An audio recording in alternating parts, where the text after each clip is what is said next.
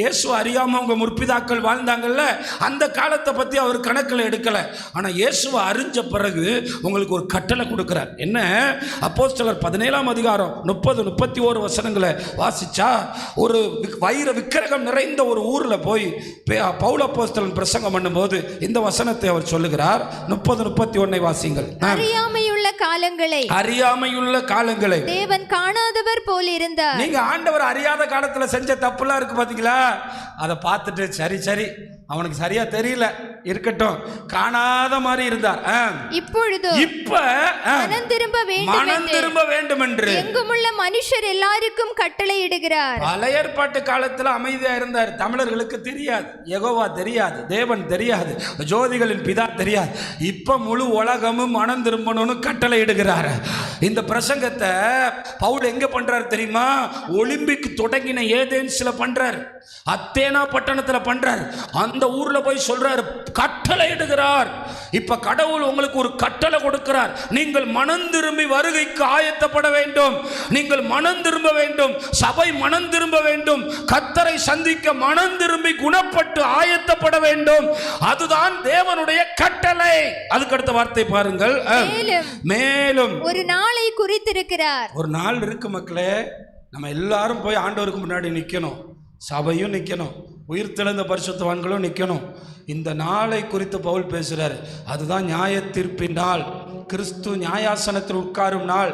இன்றைக்கு இயேசு கோயிலுக்கா போறேன்னு கேள்வி பண்ணலாம், இன்னைக்கு அல்லேலியா கூட்டத்தில் சேர்ந்திருக்கியான்னு கேள்வி பண்ணலாம், இன்னைக்கு மதம் மாற்றத்தில் சேர்ந்துட்டியான்னு கேள்வி பண்ணலாம். ஆனால் ஆண்டவர் ஒரு நாளை குறித்திருக்கிறார். இன்னைக்கு காலையில் தினமலர் செய்தியில் என்ன போட்டிருக்காங்க? மதுரையில் ஒரு கிராமத்தில் கிறிஸ்தவங்களாம் மதம் மாறினவர்கள் மறுபடியும் அந்த ஐயர்கள்ட்ட போய் மந்திரம் ஓதி ஹிந்துவாக மாறிவிட்டார்களாம். கிறிஸ்து ஒரு நாளை குறித்திருக்கிறார். அந்த நியாயாசனத்திலே கிறிஸ்து வெளிப்படும் போது இவர்கள் எந்த மூஞ்சியை வைத்துக் கொண்டு கிறிஸ்துவுக்கு முன்னாக நிற்பார்கள் என்பதை நீங்களும் நானும் புரிந்து கொண்டு வாழ வேண்டும். அந்த நாளிலே உலகத்தின் முதல் மனிதனாகிய ஆதாமிலிருந்து கடைசி மனிதன் வரைக்கும் இயேசுவுக்கு முன்னாக நின்றாக வேண்டும். அதற்காகத்தான் இயேசு சிலுவை சுமந்தார். இயேசு சிலுவை சுமந்ததினால் பிதா இயேசுவின் நாமத்தை எல்லா நாமத்துக்கு மேலாக உயர்த்தி நியாய தீர்ப்பு செய்யும் அதிகாரத்தை இயேசுவுக்கு பிதா வழங்கினார். இயேசுதான் வந்து நியாய தீர்ப்புல உட்கார போறாரு. அல்லேலூயா. அதை நல்லா புரிஞ்சுக்கிறணும். இதை குறித்து ஒரு கதை சொல்லுவாங்க, ஒரு சம்பவம் சொல்லுவாங்க.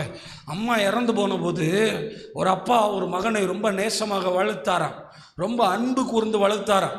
அப்படி அந்த அன்பினாலே அவன் ஒரு அடங்காதவனாக மாறி போனான். அவனுக்கு கேட்கறதெல்லாம் வாங்கி கொடுத்து அடம் பிடிக்கிறவனாய் மாறி போனான். இன்னைக்கு நிறைய குடும்பங்கள்ல இதான் நடக்குது. ஒத்த காலில் நிற்கிறான் பிள்ளை, என்ன அப்படியே ஒரு பிள்ளையை வளர்த்தார். அவன் நேசிக்கிறதை எல்லாம் வாங்கி கொடுத்தார், எல்லாத்தையும் வாங்கி கொடுத்தார். அவன் ஒரு ஊதாரியாக வாழ ஆரம்பித்தான். சின்ன வயதிலே நண்பர்களோடு போய் அடிதடி பிரச்சனைகளில் மாட்டினான். மாட்டி போலீஸ் அவனை பிடித்து கொண்டு போனது. பார்த்தால் அவங்க அப்பா ஒரு பயங்கரமான வழக்கறிஞர் ஆனபடினால அவங்க அப்பா வாதாடி அவன் தவறு செய்யவில்லை என்று அவனுடைய தவறுகளை மறைத்து வாதாடி அவனை காப்பாற்றி வீட்டுக்கு கொண்டு போய் விட்டார். இப்படி பல தடவை அவனை காப்பாற்றினார். கடைசியாக அவங்க அப்பா ஜட்ஜாக பதவி உயர்வு பெற்றார். அவங்க வீட்டில் போலீஸ் எல்லாம் போட்டிருந்தாங்க, பெரிய பாதுகாப்பு. ஜட்ஜுக்கெல்லாம் பார்த்தீங்கன்னா சாதாரணமாக யாரோடைய ஃபோன் தொடர்பு கொள்ள முடியாது. அவங்களுடைய ஃபோன்கள் அரசாங்கம் கண்காணிக்கும். அவர்கள் சுற்றி வளையத்தில் இருப்பார்கள். ராமநாதபுரம் நீதிபதி எங்கே தங்கியிருக்காருன்னு பாருங்க. அவர் வீட்டை சுற்றி போலீஸ் இருக்கும், உளவுத்துறை இருக்கும், அப்படி தான் இருப்பாங்க. அவர் ஜட்ஜாக மாறிவிட்டார். தன்னுடைய பிள்ளை பார்த்தால் ஒரு வீட்டில் ஏறி குதித்து பணம் பத்தவில்லை என்று திருட போனான். போன இடத்துல ஒரு பாட்டியினுடைய செயினை அக்க போகும்போது அந்த பாட்டி தான் விடாது. இள வயது பெண்கள் கூட விட்டுருவாங்க, போனால் போதுரா உயிர் கிடைச்சா போதும்னு. ஆனால் அந்த பாட்டி விடமாட்டேன்னு சொல்லிருச்சு பாருங்க. கழுத்தில் இருந்த செயின் வேணுமேன்னு சொல்லி இடுப்பில் வச்சிருந்த கத்தியை எடுத்து பாட்டியை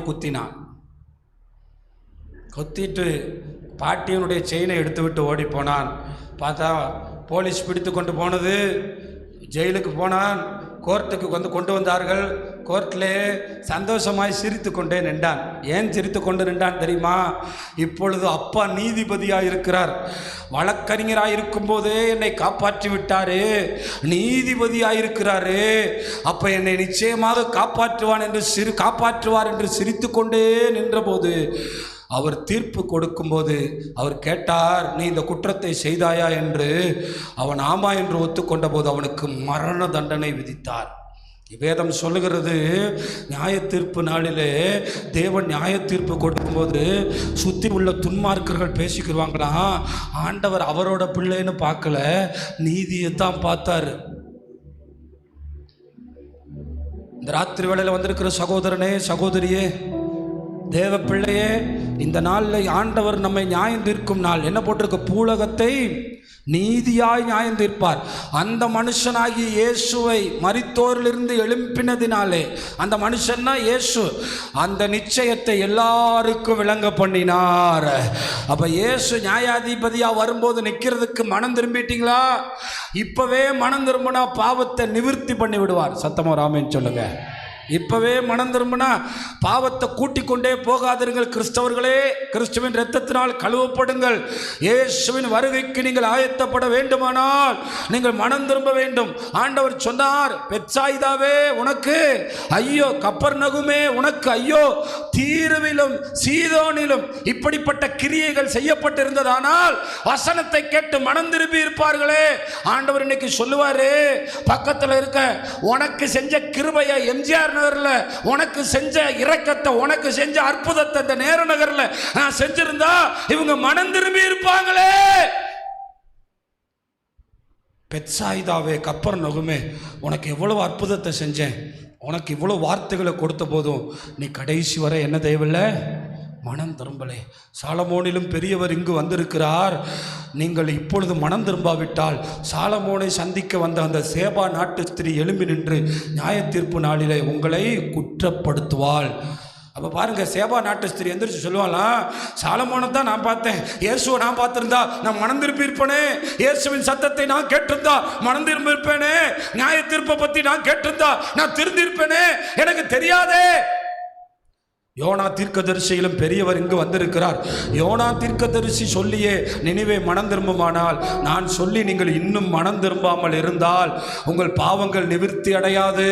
ஆண்டவர் இந்த ராத்திரி வேளையில சொல்றார், மனம் திரும்புதல் நமக்கு கிடைக்கிற மிகப்பெரிய ஆசீர்வாதம். ஆண்டவரே, என் மனதை உலகத்திலிருந்து திருப்புங்க. இயேசுவின் முதல் பிரசங்கம் என்ன தெரியுமா? மனம் திரும்புங்கள், பரலோக ராஜ்யம் சமீபம். யோவான் ஸ்நானகனின் முதல் பிரசங்கம் என்ன தெரியுமா? மனம் திரும்புங்கள், பரலோக ராஜ்யம். 2000 வருஷம் இயேசுவுக்கு ஏங்க சமீபம்? அவருக்கு 1000 வருஷம் ஒரு நாள். அதனால இந்த உலகத்தில் என்றென்றும் வாழ்கிற தேவாதி தேவனுக்கு இந்த உலகத்தின் 1000 வருஷம் சின்னதா தெரியுது. ஆமா, பக்கத்தில் இருக்க ஆளை பார்த்து சொல்லுங்க, நம்ம ஆயுசு நாள்லாம் அவருக்கு ஒரு புள்ளி மாதிரி. சொல்லுங்க, அவருக்கு ஒரு இப்படி ஒரு ஆள் இருந்துச்சோ, 70 வருஷம் வாழ்ந்துச்சோ. ஆனால் அவருடைய பிள்ளைகளை அவருடைய கரத்தில் வரைஞ்சி வச்சிருக்காரு. அல்லேலூயா. என்னை கேட்குற தேவனுடைய பிள்ளைகளை, இன்றைக்கு எந்த பாவத்திலேருந்து நான் மனம் திரும்பணும்? நான் பொய் பேசுகிறவனாக இருக்கேன், நான் போதை பழக்கத்தில் இருக்கிறேன். பொய் பாவத்தையே, பொய் ஆண்டவருக்கு பயங்கரமான கோபத்தை உண்டாக்கும். ஏன் தெரியுமா? திருடிட்டு செய்யலைன்னு சொல்லலாம், தப்பு செஞ்சுட்டு செய்யலைன்னு சொல்லலாம், சொல்லிட்டு சொல்லலைன்னு சொல்லலாம், இதை வாயால் சொல்லிக்கிறலாம். ஆனால் நியாய தீர்ப்புன்னு ஒன்று வரும்போது யார்கிட்ட போய் நிற்கிறது? யோவான் ஸ்நானகன் தன்னுடைய பிரசங்கத்தில் சொன்னான், 3 காரியத்தை சொன்னான். விசுவாசிகளை பார்த்து சொன்னான், நீங்கள் 2 சட்டை வைத்திருந்தீர்கள் என்றால் 1 சட்டையை ஏழைகளுக்கு கொடுத்து விடுங்கள். உங்களிடத்தில் 2 ஏதேனும் இருந்தால் அதை 1 கொடுத்து விட்டு நீங்கள் மனம் திரும்புங்கள் என்று சொன்னான். ஆயக்காரரை பார்த்து சொன்னான், நீங்கள் யாரிடத்தில் அதிகமாய் வாங்கி இருந்தால் நீங்கள் எல்லாவற்றையும் திரும்ப கொடுத்து விட்டு மனம் திரும்புங்கள் என்று சொன்னான். போர் இராணுவ வீரர்களை பார்த்து சொன்னான், நீங்கள் யாரையும் கடினமாய் நடத்தாதிருங்கள், யாரையும் கொடுமைப்படுத்தாதிருங்கள். நீங்கள் அப்படி இருந்தால் நீங்கள் மனம் திரும்பி இருக்கிறீர்கள் என்று அர்த்தம். அதாவது சகையு செய்தானே, அதுதான் முதல் நிலை. சீசர்கள் செய்தார்களே, அதுதான் கடைநிலை. விட்டு விட்டு வருவது, அவர்கள் மனம் திரும்புவது, செய்த தவறுக்கு பிரயத்தனம் செய்வது. ஆனால் எல்லாவற்றையும் விட்டு விட்டு வருவது சீசனாவது. அப்போ முதல் நிலையே கடைசி நாளில் செய்யக்கூடாது, சாகும்போது. இப்பொழுதே மனம் திரும்பி குணப்பட்டு பாவத்தை நிவர்த்தி பெற்று வளர வேண்டும் என்று கர்த்தர் கட்டளை இடுகிறார். இங்கே பாருங்க, கட்டளை இடுகிறார். அதுக்கு முந்தின வசனம் சொல்லுது கட்டளை இடுகிறார். என்ன சொல்றாரா? மனம் திரும்ப வேண்டும் என்று கட்டளை இடுகிறார். இந்த வசனங்களை தான் ஒட்டணும் ரோட்ல எல்லாம். நம்ம எல்லாரும் மனம் திரும்ப வேண்டும் என்று இயேசு என்ன செய்கிறார்? கட்டளை இடுகிறார். அல்லேலூயா, அல்லேலூயா.